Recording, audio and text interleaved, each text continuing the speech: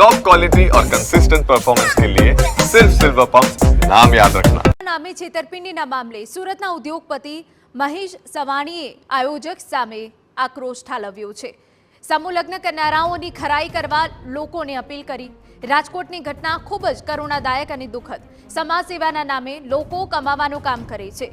Charge વસૂલીને લગ્ન કરાવનારા રૂપિયા માટે સમૂહ લગ્ન કરાવે છે। દાતાઓ પાસેથી પણ રૂપિયા લઈ કરિયાવર અપાતું નથી।